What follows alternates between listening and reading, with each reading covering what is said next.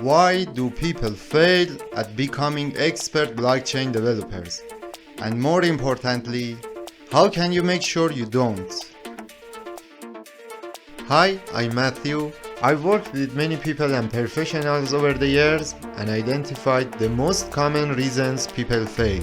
Today I want to share this with you, things to be extremely cautious about and mistakes to avoid. And I'll break them down in details in this video.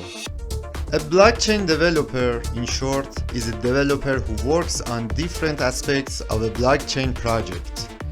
To understand how important this role is, let's take a quick look at some data and get a glimpse of the blockchain development career landscape in the market. I won't take the time to going through all the details, but here's the short version. The number of people using cryptocurrency, blockchain infrastructure, and related technologies is constantly growing. The demand for services in the industry is rapidly increasing, yet providers and organizations are struggling to hire specialists. The industry is growing much faster than experts are entering the market. Compared to other industries, you can see the scarcity of blockchain professionals. And if you check any other fields, you'll notice the same imbalance. Now, there is a huge gap between the number of blockchain developers out there and how many the industry actually needs. Statistics are one way to see the demand, but a more practical way is to check job postings. Tons of companies are trying to hire blockchain developers, and if you watch the listings, you'll see the same jobs getting reposted because they can't find enough qualified people. Point is, the world will need around 500,000 more blockchain developers in the next 5 years. At Melarix, we're all about closing the gap by helping more people gain the skills to thrive in this industry. If you're thinking about getting into blockchain, the best time to start was back in 2015, but the second best time is right now. Okay, becoming a blockchain developer is a promising career path, but why some people fail in this field?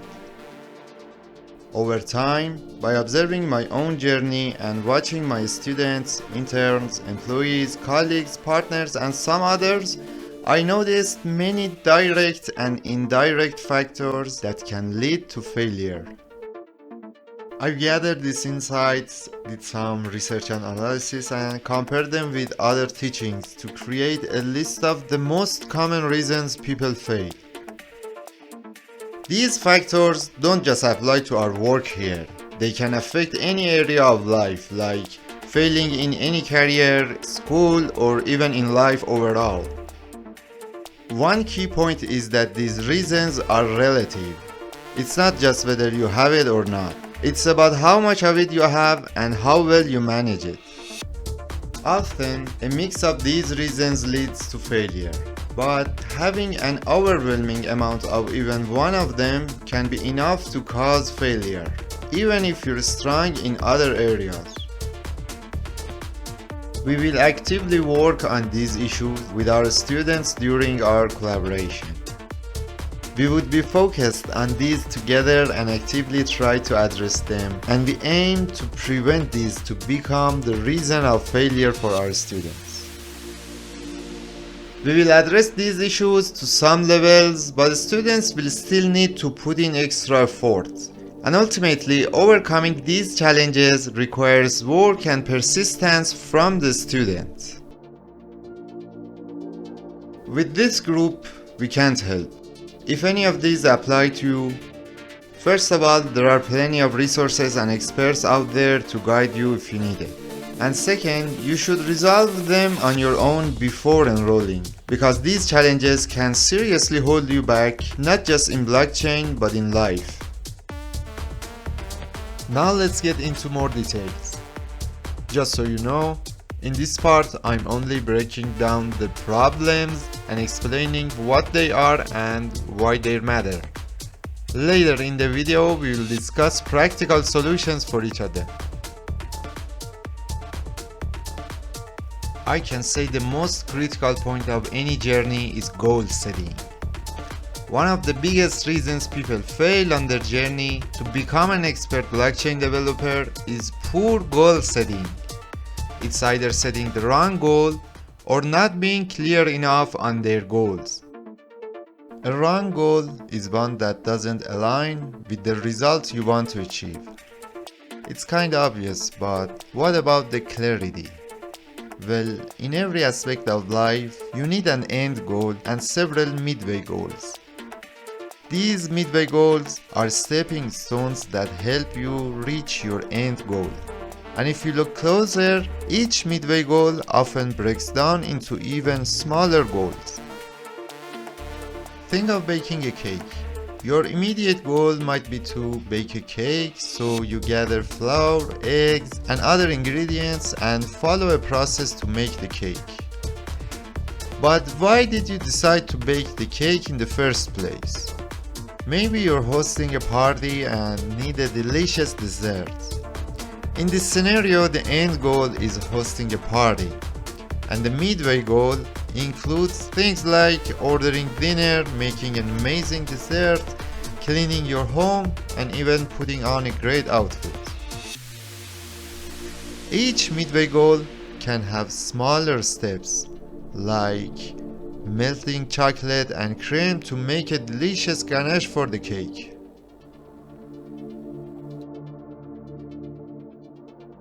Now let's apply this to our journey. Let's take becoming an expert blockchain developer as the goal. It includes some midway goals such as improving your skills and gaining experience. But here's the twist. Even the goal of becoming a blockchain developer is just a stepping stone toward a larger personal end goal. For some people, that might be financial independence. For others, something like climbing the hierarchy at work, or even for someone else, it could be to launch their own innovative blockchain platform.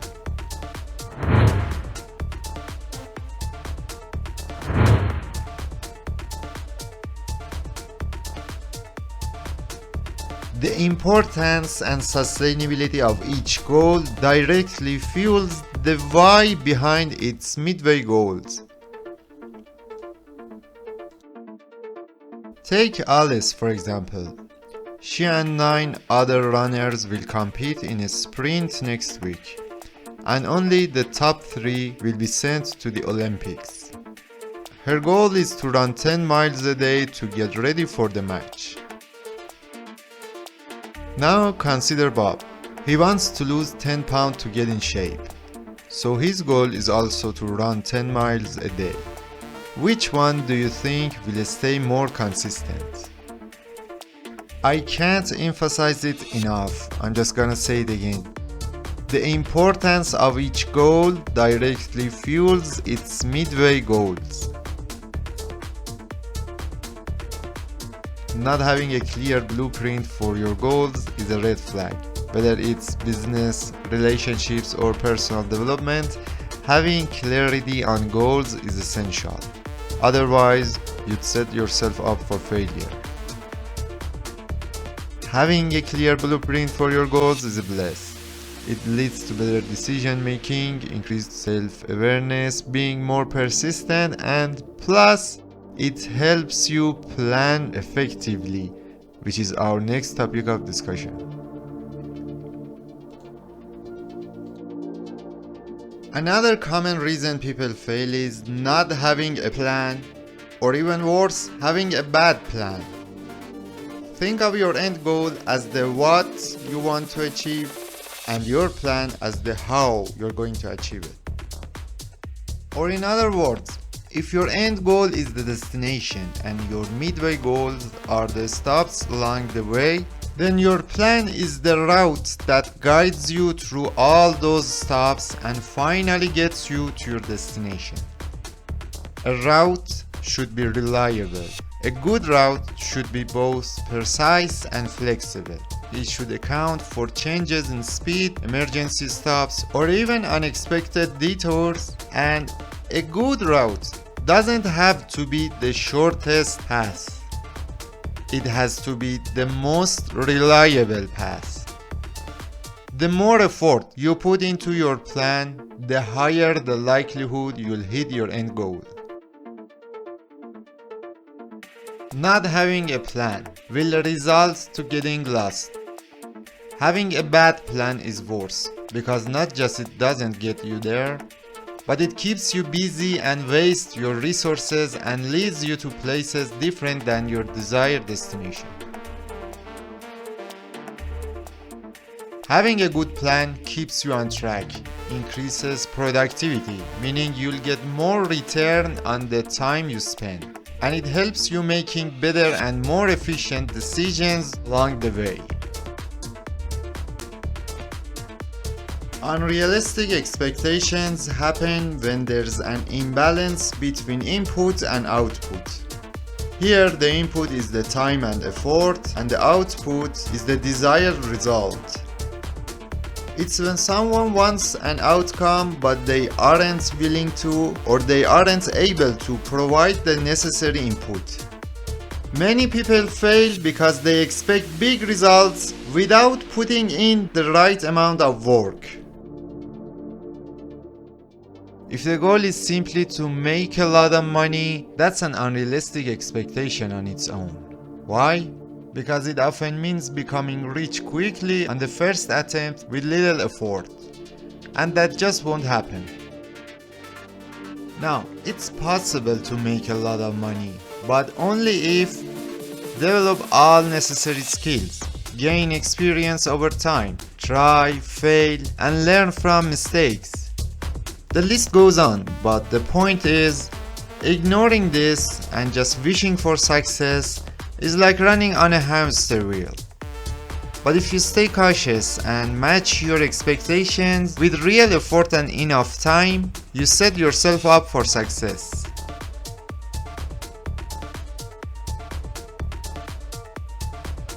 Too much doubt is when you question yourself and your work, and you're not sure about the progress.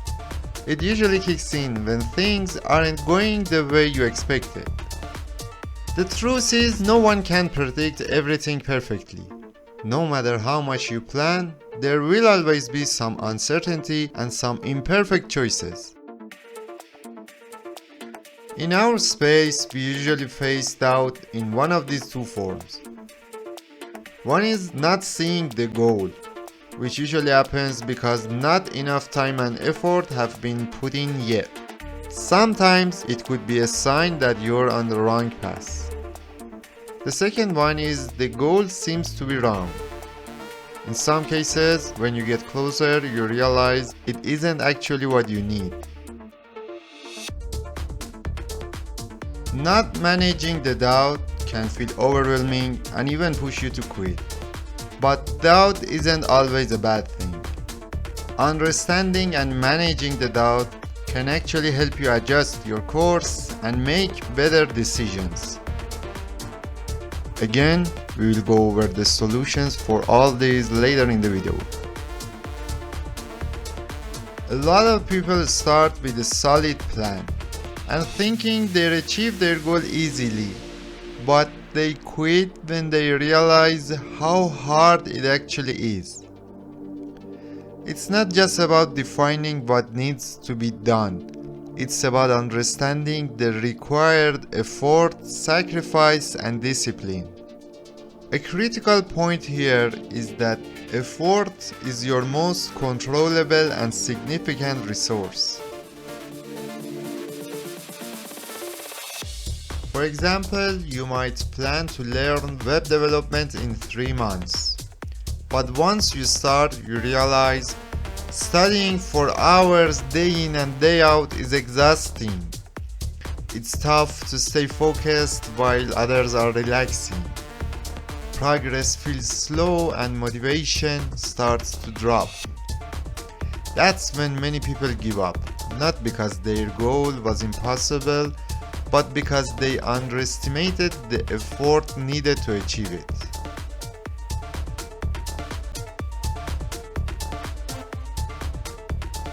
Confidence isn't something you start with. It's something you build by taking action and proving to yourself that you can do it. If you wait to feel confident before starting, you might never begin. If you don't work on building confidence early on, you'll struggle with hesitation and second guessing later, which can hold you back from taking on challenges that can help you grow.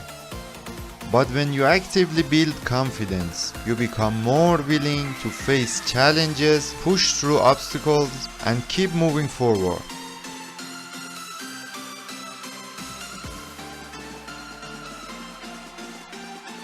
Another common reason people fail in their journey is not investing in personal development. This means neglecting to work on improving yourself, whether it's your skills, knowledge, mindset, portfolio, or experience. You have to believe that you are the most valuable asset you have. When I say investing, I'm not just talking about spending money on personal development. I'm talking about using your resources, time, effort, money, or anything else to get real results. Everything you do in life is driven by you. The more you invest in developing yourself, the better you'll become. And as you improve, the results you can achieve will keep getting bigger and better. Without investing in yourself, you'll remain stagnant and can't expect your results to improve. This can lead to missed opportunities, slower progress, and frustration. On the other hand, when you invest in personal development, you keep evolving. Improving your skills and knowledge makes you more capable, confident, and adaptable, leading to better results, more opportunities, and greater ability to face challenges head-on.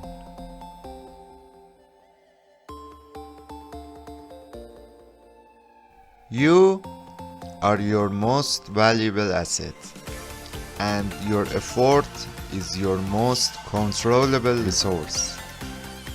But time is your most valuable resource.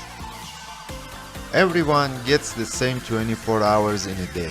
The difference between high achievers and everyone else is how effective they manage their time, how they use it, and what they use it for. If you don't actively manage your time, you'll waste it without even noticing. Just like you wouldn't throw away your money, you shouldn't spend your time on things that don't move you forward. Poor time management leads to missed opportunities, constant stress, and slow progress. When you take control of your time, you make space for what truly matters and cut out what doesn't. You'll focus on productive tasks, invest in your self-improvement, and take advantage of rewarding opportunities. The better you manage your time, the faster you'll reach your goals.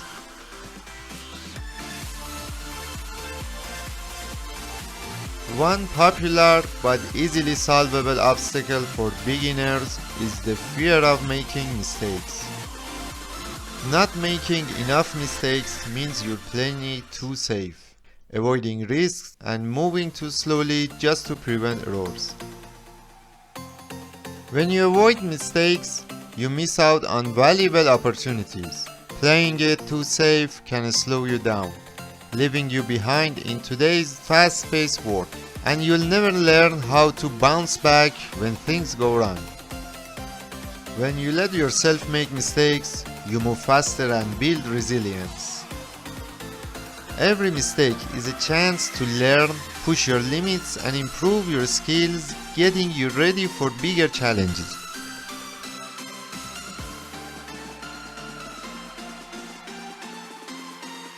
Working only on one thing means giving too much attention to one aspect of work for too long. Some people fail not because they aren't working hard, but because they're only working on one thing. If that applies to you, you know exactly what I'm talking about. While focusing on one task at a time is great, sticking to just one aspect of work for too long and ignoring everything else is a trap. You need to understand the power of focus and develop the skill of focusing only on one thing. However, as you progress on your journey to becoming an expert, you also need to manage your focus and shift it when needed to stay on track with your plan. We've covered all the reasons from the first group, and later I'll go over the solutions. But now I'm moving on to group 2. Since these are on the sideline, I'll give the solutions right away and we won't spend too much time on them in this video.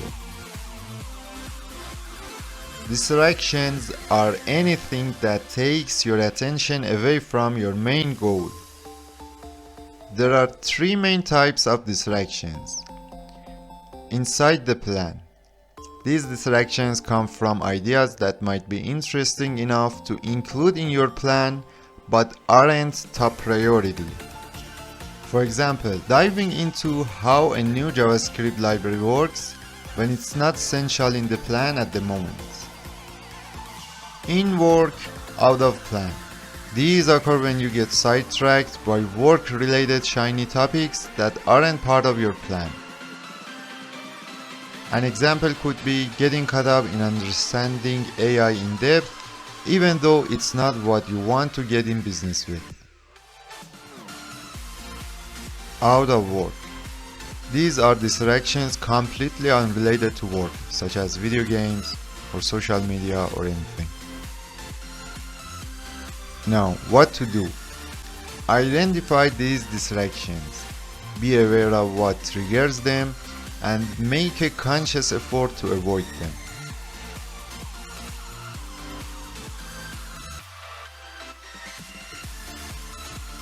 Perseverance means sticking to your plan despite your mood. It's all about having the willpower to follow your plan every single day, no matter how you feel. Think of it this way. Every day you spend on something other than your plan is a day you're delaying your success. Remember, your actions today shape your tomorrow. Don't let a bad mood or distraction stop you from getting closer to what you want.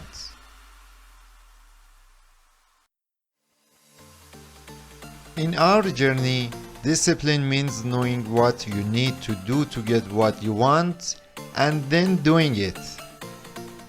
Think of it like this. A person without discipline is like a smartphone without internet. It can handle basic tasks, but it will never hit its full potential. When you're fully disciplined, you move forward exponentially faster compared to when you lack it. You need to identify what needs improvement in your life, improve it, and repeat this process constantly.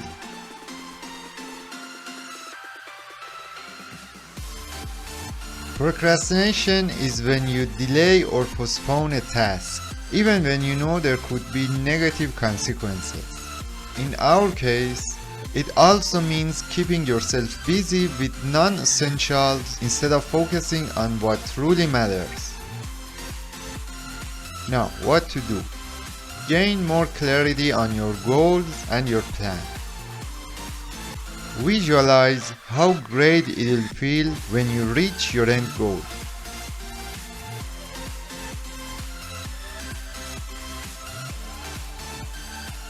This one happens when you recognize a destructive habit or one of failure reasons we are talking about, but still resist to make a change.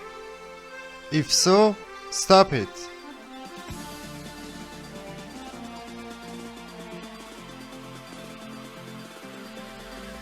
It's a bad habit in some people who wait for motivation to hit before they take action. This is dangerous because there's no guarantee when or if the spark will come, or when the next one will. So instead of relying on unpredictable spark, switch your system to relying on discipline.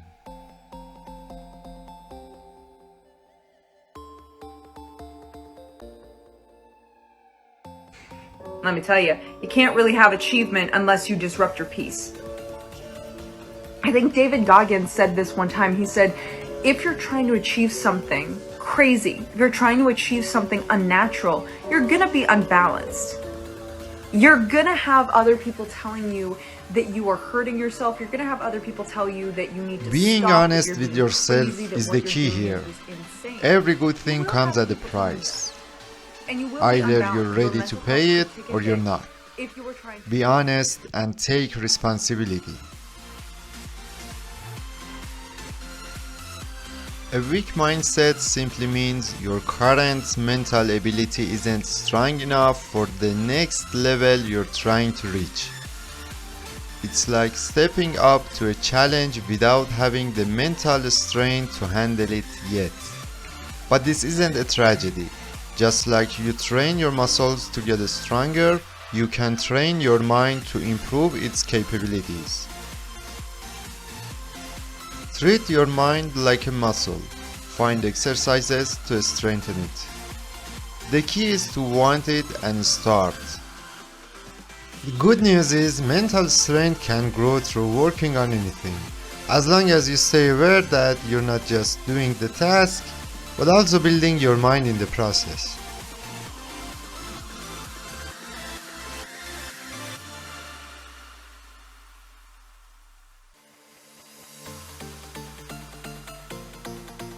In any situation, there are chances to win and chances to lose. While research and planning can reduce the risk of failure, they can never eliminate it completely. There is always a small chance of losing. The real problem isn't the possibility of failure itself, but the habit of treating that possibility as if it's already reality. What you need to do is, instead of worrying about the chances of losing, focus on reducing it by straightening your weaknesses.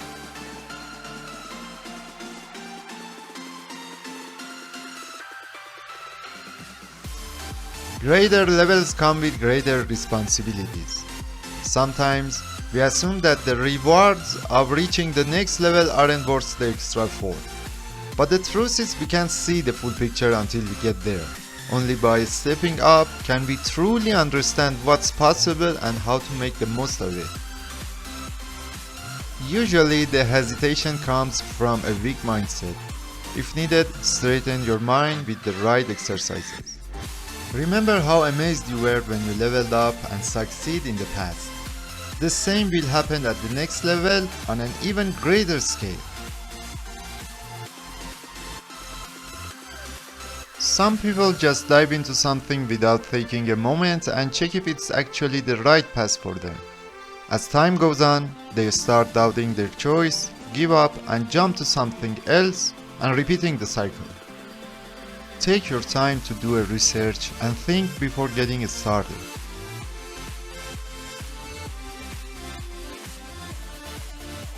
We've discussed all the group 2. Now let's head to group 3. Titles here are pretty self-explanatory, so I'll just briefly explain how each one can lead to failure on our journey. If any of these apply to you, please look them up to learn more and find a solution. External pressure is when something forces you to work in an unnatural way. For example, if someone needs to get a job quickly to pay rent, they might try to squeeze a 6-month plan into just 1 month. This obviously leads to burnout or poor result and probably ends up in failure. Now, before we dive into overconfidence and low self-esteem, let me clarify what I mean by confidence and esteem. Confidence is about how good you believe you are at a specific skill or set of skills. For example, you might be a confident programmer, but not feel as confident about public speaking. Essentially, confidence reflects how capable you think you are in a particular area, often shaped by how you believe others see your abilities. Esteem is more internal. It's your sense of worth. It's about how valuable you believe you are as a person and how much potential you think you have, even if the potential hasn't fully manifested yet. Believing you know everything or underestimating challenges can lead to failure. Confidence is good, but overconfidence can make you skip important steps, ignoring feedbacks or take on more than you can handle, setting you up for failure. Abstractly, having a low level of confidence can be beneficial on our journey. When you don't believe in your own abilities, it becomes harder to take risks or push yourself forward. Low self-esteem can hold you back from trying new things, accepting challenges, or even recognizing your own progress, ultimately leading to stagnation or failure. Abstractly, high self-esteem can be beneficial in our journey. An anxiety can overwhelm you, making it difficult to focus or take action. It creates a constant state of fear or worry about what could go wrong, which can paralyze you and prevent progress. Laziness is the unwillingness to put in the effort needed to reach your goals. It can lead to procrastination, skipping important tasks, and avoiding hard work, all of which will delay or derail your progress. Success requires constant action, and laziness stands in the way. A small clue. Some say laziness is a symptom of being lost in life. You might feel lazy because you're not interested in the direction your life is headed. Try to find yourself, your meanings, your values, goals, passions, and maybe set a new destination for your life.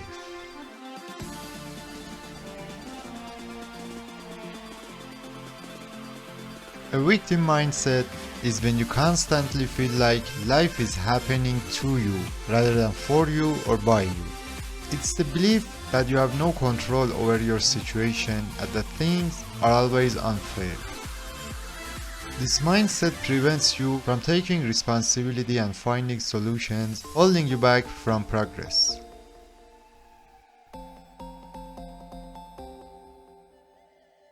Lying about satisfaction with life, which happens when you claim you want more, but deep down you're actually satisfied with where you are.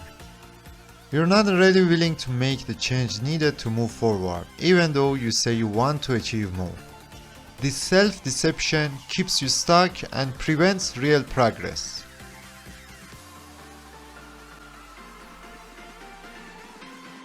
Learning these abilities comes in different levels. If you have it at a mild level, you can often overcome it with the right support and strategies. This doesn't mean success is out of reach.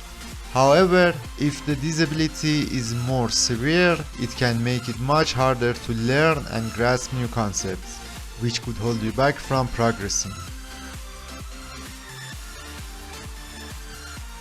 We've discussed all three groups of reasons that might lead to failure, but before we move on to the next question, there's one more common and important reason that didn't quite fit into any of these groups.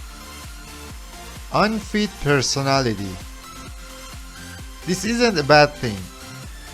It just reminds us that each of us has a unique personality with our own strengths and weaknesses, and every career path requires a certain set of traits. Our interests shape our skills. For example, imagine two people, one who loves physical activities and another one who loves art. If you take both for a run and then to a museum, you'll see which one naturally fits each setting. If someone's personality leans towards physical activities, they might not enjoy learning complex maths for algorithms. Similarly, if someone isn't drawn to technology, sitting for long hours behind a monitor to work on something like rendering a div in CSS just won't be their thing. I've seen people jump into learning development just because they've heard about the good salary or fancy work prestige, but they lose interest within the first hour of a video tutorial or quit within their first stage of their plan. It's not their fault, it's just not a good fit for them. Making a living in tech may look impressive from the outside, but it's really challenging on the inside. Within the earliest stages of the journey, you need to appreciate small progress and enjoy non-monetary rewards. Otherwise, you probably won't be able to stick with it up to the time your skills start paying off. There are plenty of resources and tests online to help you understand your interests and figure out the best career path for you. Take some time to explore this. It would save you a lot of time and effort in the long run for the life.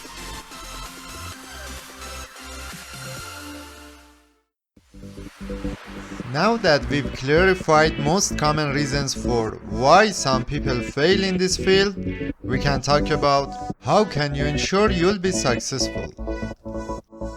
Your smart move is to understand how people got stuck by each of the reasons from the previous list and avoid them. Your super smart move is to learn how those people overcome those obstacles and use their approach to design a strategy that works best for you. Now, I'm going to share some methods and techniques we've improved over time.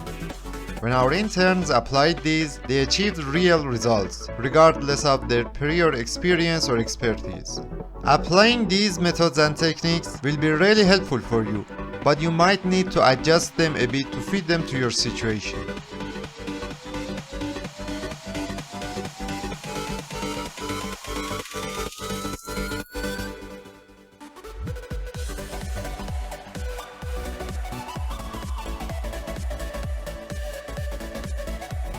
Goal setting. It's like defining the destination and all stops in the middle of the way. You need to specify your end goal and all midway goals in the way to get to that.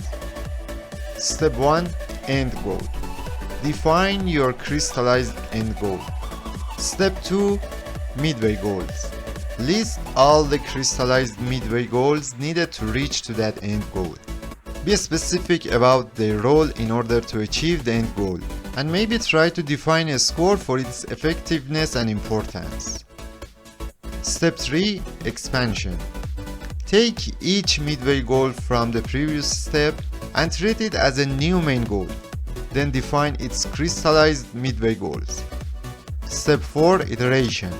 Repeat step 3 until you map out the path all the way back to where you are right now. This means you'd get to a point that you already achieved what you're defining. Now, things to consider. Well, first of all, crystallized here means a goal that has been carefully checked and is clear, specific, well thought out, and easy to understand.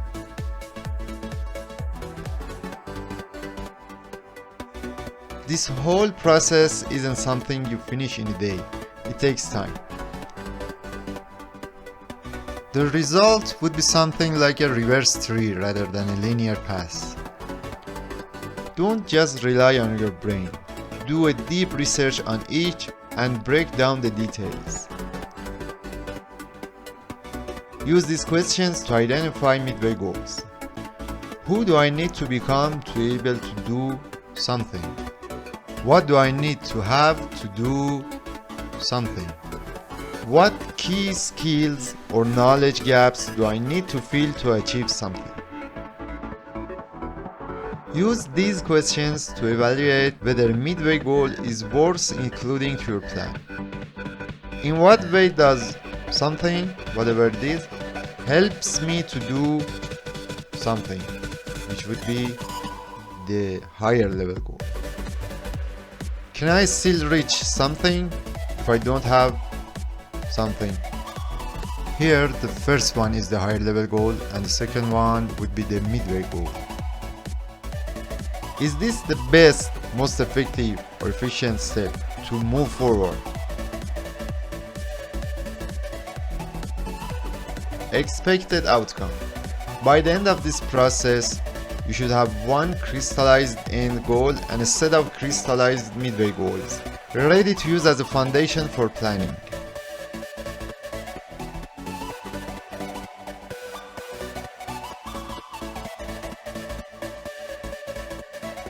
Let's do a quick example together and see how goal setting actually works in practice.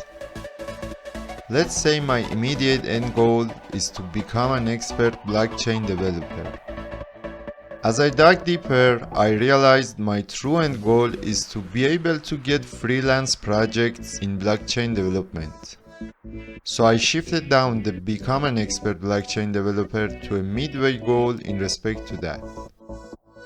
Now, this great end goal, beside the becoming an expert blockchain developer, calls for other important stepping stones such as learn freelance client acquisition and build credibility, which are crucial to hit this end goal.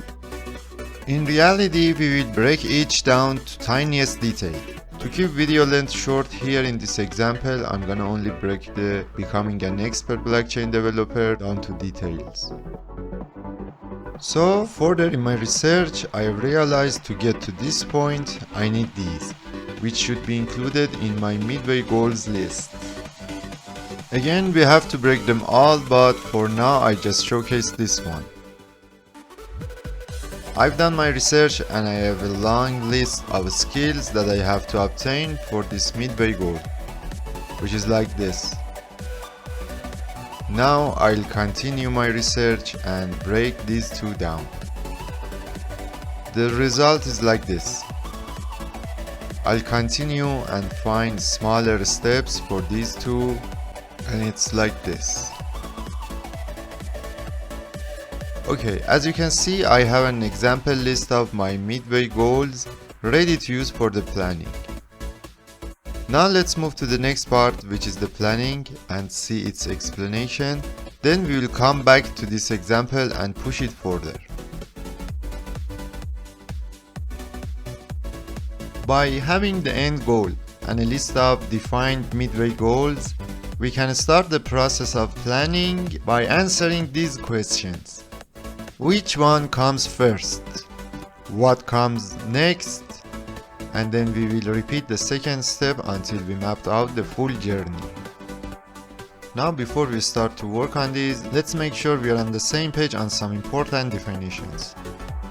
Task versus skill, or completion versus progression. Completing a task is like checking an item off a list. It has a clear start and finish. For example, consider downloading a video. You search for the link, initiate the download, and once the file is complete, your task is done. But in contrast, developing a skill is an ongoing journey. Take video editing as an example. You begin by reading about it and finding a tutorial or educational course. You watch, practice, and apply what you've learned. After some time, you discover another course that introduces a higher level of video editing. You study it, practice again, and notice that your results have been improved. This cycle continues. With each new course and each round of practice, your skill advances further. The journey of learning never truly ends, as there is always room for improvement. Now here we could ask a critical question. If learning skills isn't something finite, how do we factor them into our plan? Well, the answer is we define a threshold. What is threshold? Well, to define that, let's dig a bit deeper into skill development. Take a look at this graph. The more time and effort you invest, the higher your skill level. And the further along the chart you get, the fewer people reach that level. This illustrates a general concept in skill development. Now, let's bring this idea to our field. Consider this chart that represents mastery in JavaScript. Here, the baseline isn't time, it's a list of JavaScript features. It's an hypothetical example and organized from basic to advanced. No matter how long it takes you to learn each feature, there are certain milestones you need to hit to move forward.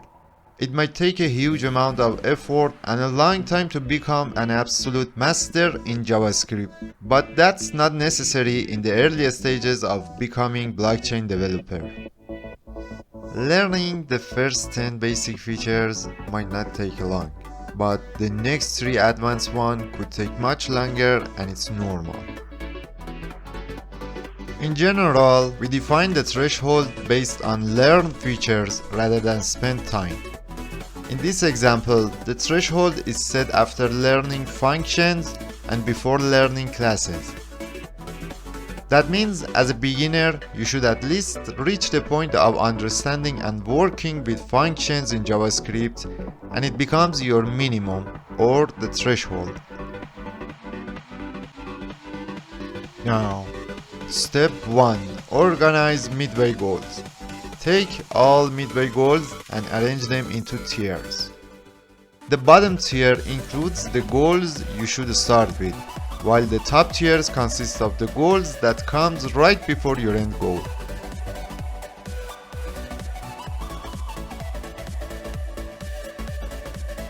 Step 2. Determine the thresholds. Research each midway goal. Understand the process of achieving it, and then set its threshold. Step 3. Arrange the tiers. Some midway goals might need to be completed before others in the same tier. Identify these dependencies and organize your goals in the best order. Things to consider. Your trajectory would not be a definitive straight line. Consider and count for limitations like time, access, resources, or etc. Look for opportunities to work on multiple steps in parallel to speed up progress. If your plan seems technically cluttered to you, consider putting it aside and execute the whole process from the beginning. An unreliable plan won't help you to hit the target. Expected outcome. By the end of this process, you should have a reliable, clean plan. It's okay if it has some unfilled sections, only if they're not critical. Now back to the example. Step 1 in planning is to organize all midway goals. As you can see it here, I have my end goal at the top and its midway goals below it. I've made this using free Canva whiteboard if you're interested. Anyways, I break this one and it contains these. Now, this one, which is the one with the long list, is now looking like this.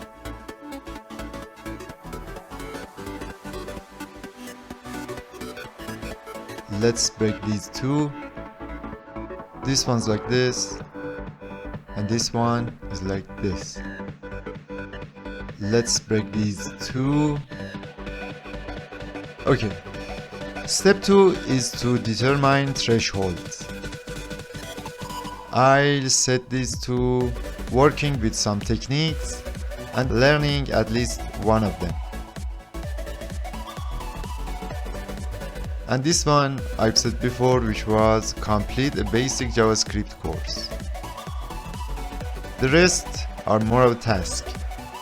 Completing these is sort of threshold for their upper level midway goal. Step 3 in planning is to arrange the first tier. Here I've defined my plan in 5 tiers. Yours might be different in number, doesn't matter. The point is, here for example, I have to start with this one because I need to understand the hashing before get to cryptography. Or here, I need to start from here because I need to understand the cryptography before I get to consensus mechanism.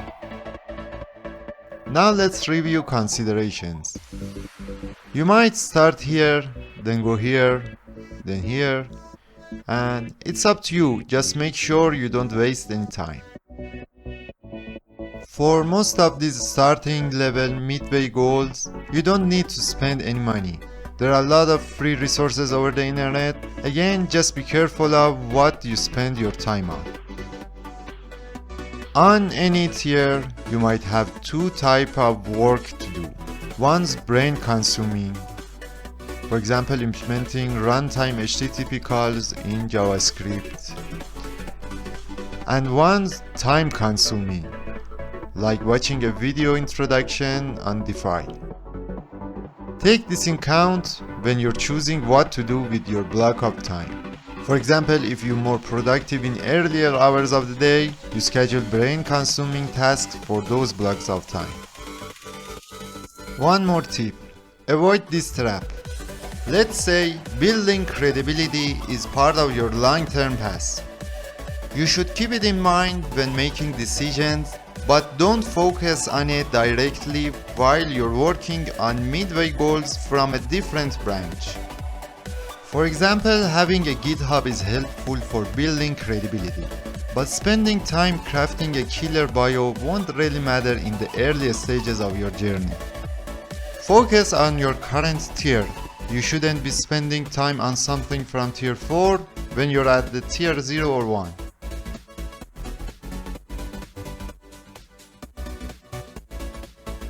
Unrealistic expectations. Many people fail because they expect big results without putting in the right amount of work. Success doesn't come from just wanting something. It comes from putting in the effort needed to match your expectations. Step 1. Clarify expectations.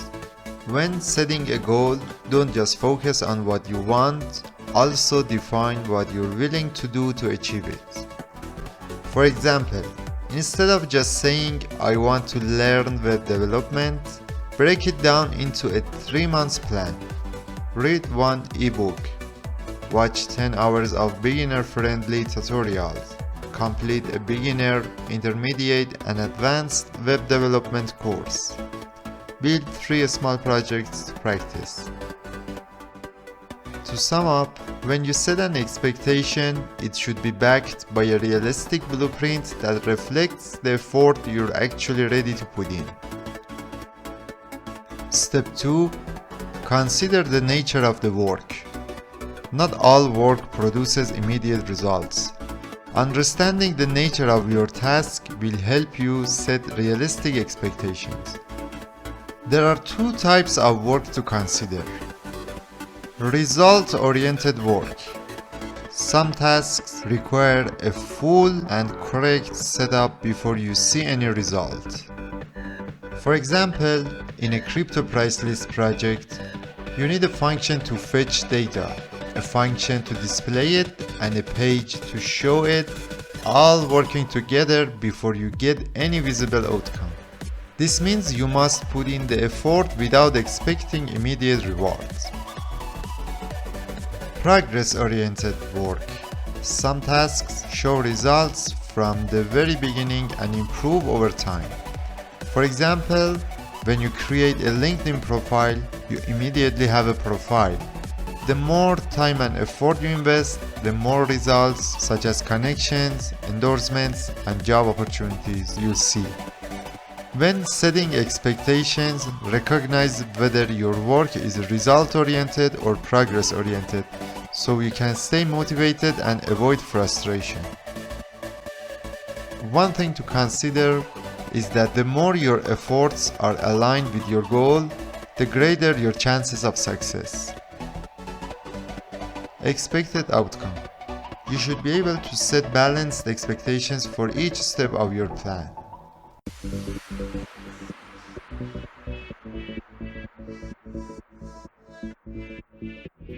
Doubt can slow you down or even make you second guess your entire journey. But instead of seeing it as a problem, you can learn to manage it and use it to improve your decisions. Step 1. Do your homework early. Before making a decision, take the time to set clear goals and a plan ahead. The better prepared you are, the less uncertainty you'll face later. Step 2. Accept the fact that no path is perfect. Even if things don't go exactly as planned, it doesn't mean you made the wrong choice. If you've done your research, you're still on the best and nearest path. You may just need small adjustments, not a full restart. Things to consider. Doubt isn't always bad. It can help you reevaluate, adjust, and make smarter choices. No decision guarantees success. Focus on making the best choice with the information you have. Being flexible is key. Instead of seeing doubt as a stop sign, treat it as a checkpoint to refine your approach. Expected outcome. A stronger mindset that allows you to handle doubt without getting stuck, helping you to stay on track, make better decisions, and move forward with confidence.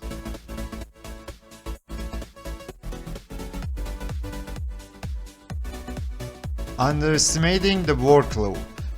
People often don't realize how much effort it really takes to reach their goal. The journey can be harder than expected, which might lead to frustration or even quitting. To handle this, you need to mentally prepare for the work ahead. Step 1. Visualize the outcome. When things get tough, imagine what happens when you do the work. Picture how proud, fulfilled, and accomplished you'll feel once you reach your goal. And what happens if you quit? Think about how disappointed and defeated you'll feel if you give up. Step 2. Keep it small. Break the work down into smaller, manageable tasks. Like today, I just want to finish writing this one function. It helps take the pressure off, and you might even end up doing more than you planned. No matter how tough it gets, keep going. All those negative thoughts can be avoided if you just don't stop and keep moving forward. Hard work is growth. All those challenges are part of the process. Expected outcome. A stronger commitment to the process, helping you push through tough times and stay on track to reach your goals.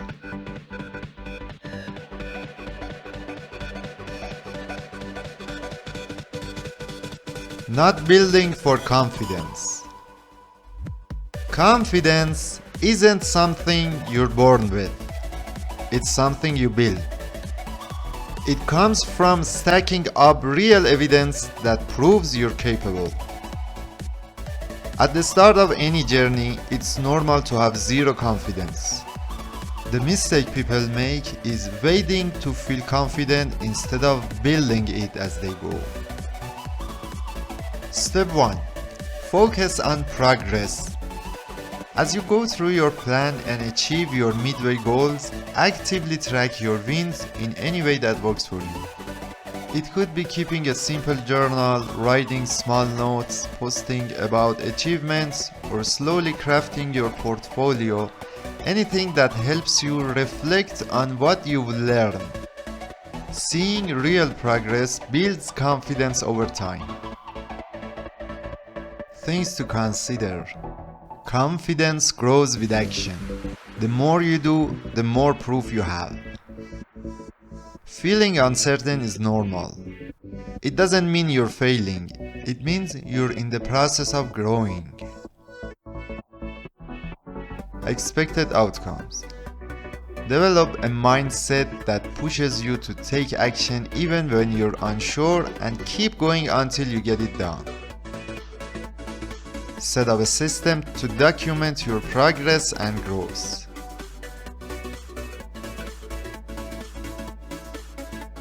Not investing in personal development. As mentioned earlier, you are your most valuable asset. You need to protect it from losing value and constantly raise its worth. Personal development breaks down into 3 key areas: skills, mindset, and experience. All 3 should be leveled up as much as possible. Step 1. Treat yourself as an asset. Start seeing your skills, mindset, and experience as your most important tools. For each category, list what you need and how much time you can dedicate. Create a simple roadmap to acquire and improve those items. Step 2. Allocate resources constantly. Set aside time, energy, and focus on a regular basis to grow. Balance your efforts across skills, mindset, work, and real-world experience. Things to consider. Don't wait for the perfect time. Start small. Consistent progress compounds over time. Pick activities with clear, measurable outcomes so you can track your growth. Expected outcomes. When you treat yourself like your biggest asset and keep working on your growth, you'll start seeing real progress. More skills means you can handle more stuff and take on bigger challenges. Better mindset means you'll make smarter choices and get better results. More experience means you'll feel more confident and become quicker in solving problems.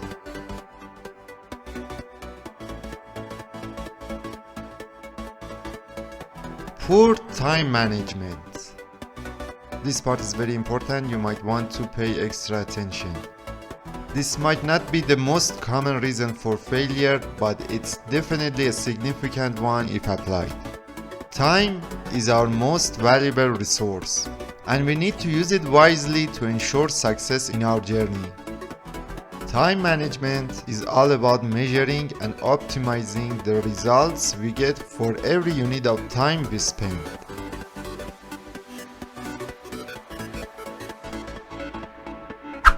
Although these steps are tailored for our journey, you can adapt them to any other work if you want. Now, before we get to implementation steps, let's have a review on an important topic. The concept of work-life balance can be tricky. In order to prevent confusion, let's break it down word by word. Work. In common definition, it usually means a job or an established business with clear boundaries, set hours, defined rules, etc. In our journey, it's more of a jump start. It takes up more of your time than a typical job, and you'll be doing different types of work that all move you in the same direction while building various skills. Life. It typically means family time, social events, kids' school plays, and so on. But in our journey, it's limited to the essentials. Those things that if removed would leave you in trouble or living miserably. And there's no room for extras like movies or weekend outgoings. Instead, think of life as just the basics. Sleeping, eating, going to the gym, and if it applies, some time with your spouse and kids, prepping meals, shopping, or etc. Balance. In common definition, balance means planning your day so that both your work and personal life stay on a sustainable track. But in our journey, balance is all about optimizing the time you spend on your important tasks. For beginners, it means starting a task and doing nothing else until it's finished. For intermediate and advanced developers, it's about mastering the art of managing multiple active tasks at once. Despite all the debates about whether work-life balance makes sense or not, we will build our time management plans around our own end goal and the plan we put together earlier. Step 1. Define the purpose. Figure out whether you need to maximize your time or you need to balance it. If you're just starting out, focus on maximizing your time. If you're further along, you may need to balance it better. If you're not sure which one applies, play it safe and focus on maximizing. Step 2. Understand techniques and methods. There are lots of time management methods out there. Research and learn about them, then pick the ones that work best for you. We can break them down into prioritizing methods helping to figure out which tasks are most important, and efficiency control methods helping with optimizing activities. We can measure the efficiency in time management like this. For short periods, like daily or weekly, progress on spent time.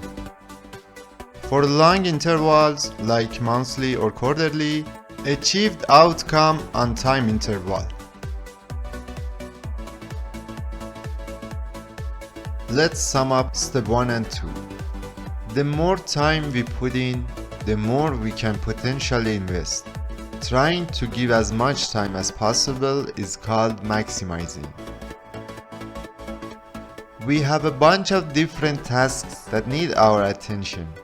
Figuring out how much time to give to each one is balancing. Since time is the most valuable asset, we have to be careful about what we spend it on. That's prioritizing. Once we pick the task, we need to get the most out of the time we spend on it. That's efficiency. By having a toolbox of these time management methods, for example, if you're a beginner and your purpose is to maximizing your input time and you want to improve your efficiency, you may use one of these ones. Step 3. Build your system. Once you've chosen your techniques, set up a system to integrate them into your daily routine. I encourage you to build your own system, but here's one you can use right away. One that one of my interns and I developed and refined over the years. When it comes to managing time, we do it through time itself. Because things will change and your priorities will shift, and simply planning ahead won't work. That's where this flexible system comes in. The follow track time management system. You can build it like this. 1.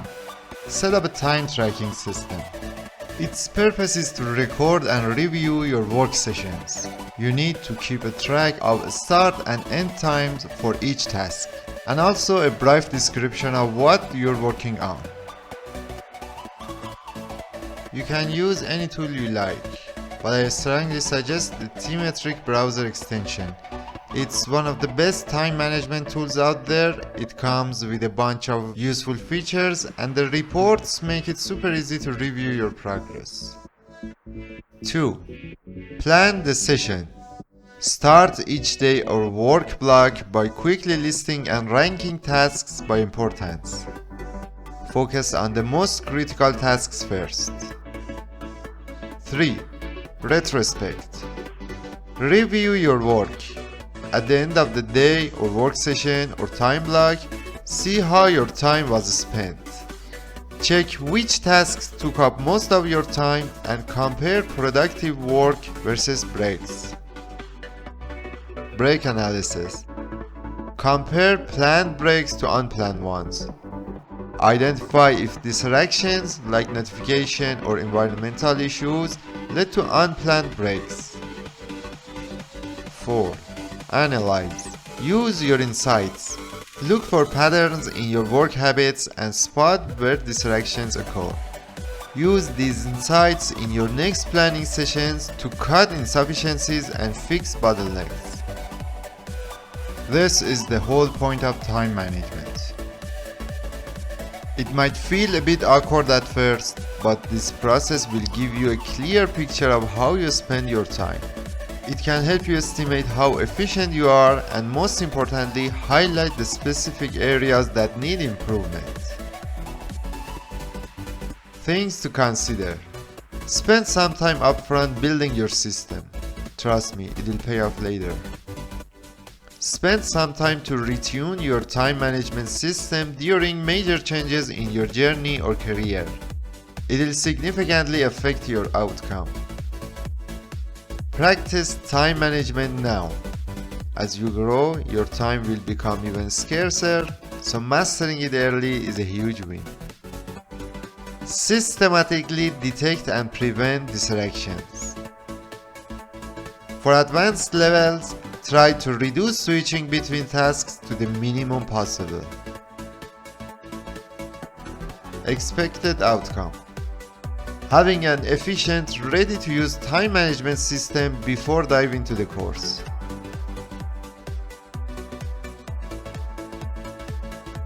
Not making enough mistakes. One of the biggest obstacles for beginners in programming, probably in any skill, is the fear of making mistakes. But today I'm going to shake your beliefs once and for all, because there is a huge difference between a mistake and a mistake. And once you understand this, learning will never feel the same again. Think about it. Throughout life, you've made mistakes. And what came with them? Embarrassment, shame, that sinking feeling of getting something wrong, especially when you were a child. So now, as an adult, if you still want to keep being afraid of mistakes, go ahead, stay stuck. But if you want to break free, listen carefully to what I'm about to say.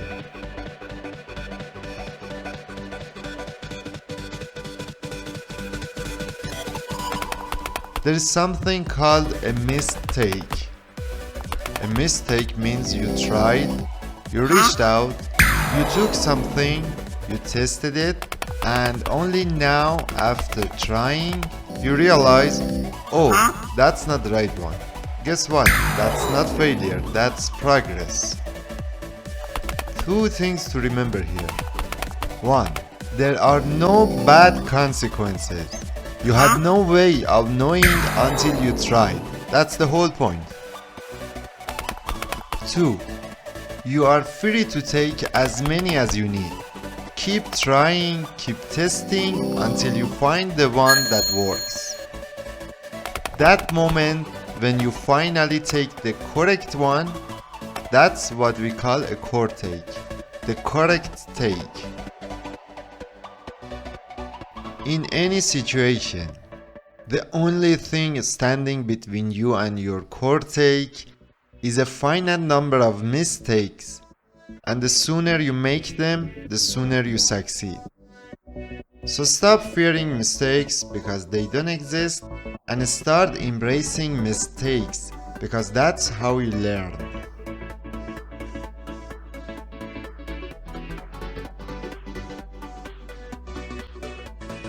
Working only on one thing.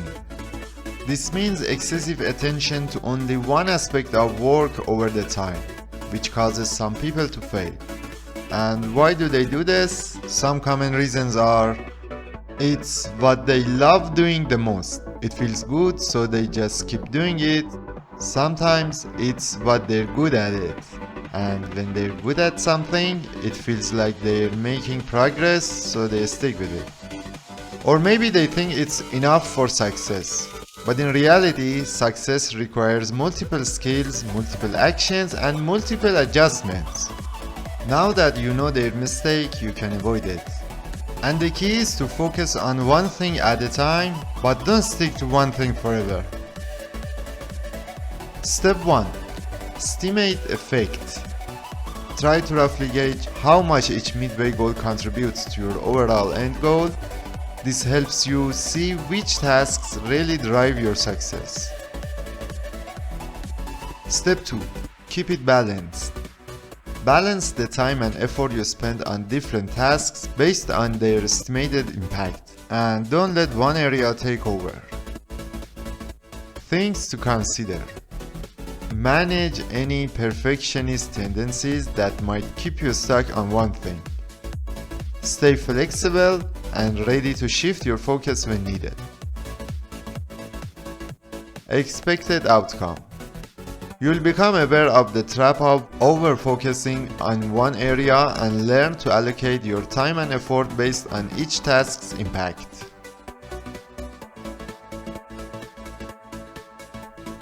So now that we've answered both questions, why some people fail and how you can avoid that, it's time to bring it all together. What action you need to take now? 1. Retrospect. I want you to take a look at your current life.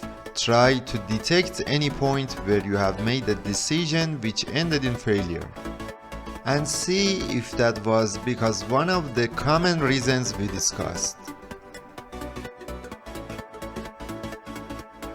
2. Draw a line. Make this your mission. 1. From now on, I want to avoid these and not let them to be reason of my failure. 2. Everything that's going on in my life, if it falls under any of these reasons, I'm going to fix it. 3. This is my life. I take the full responsibility and I'm dedicated to make better choices and seek reliable results. 3. Apply. Whether you're in the middle of your journey to become an expert blockchain developer or you're about to start it, take a moment to reflect and reset your mindset, and some time, maybe days, to reevaluate your journey, both past steps and future steps. Analyze and apply all we discussed to your results and choose your upcoming actions more thoughtful.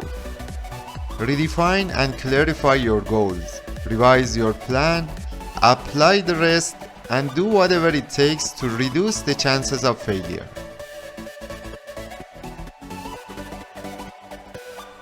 4. Find more. If this video resonates with you, don't stop here. Use it as a spark to reflect deeper, do your own research, and start shaping a broader, clearer vision for your life and your path forward in tech. Keep asking questions and keep learning. This is just the beginning of your journey. This video was all about one key thing: reducing the chances of failure in becoming blockchain developer. We explored why some people fail, how to avoid it, and what actions you can take now.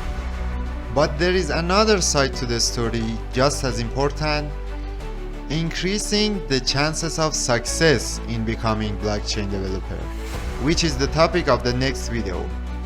If it's already out, make sure to watch it, and if it's not, stay tuned. I hope to release it soon. Meanwhile, keep learning, keep moving forward, and remember, the journey of 1,000 miles starts with the first step and continues one step at a time. You're the one who builds your future by taking those steps one by one. And at the end, big thanks to all the creators behind the visuals, music, and ideas that helped to shape this video.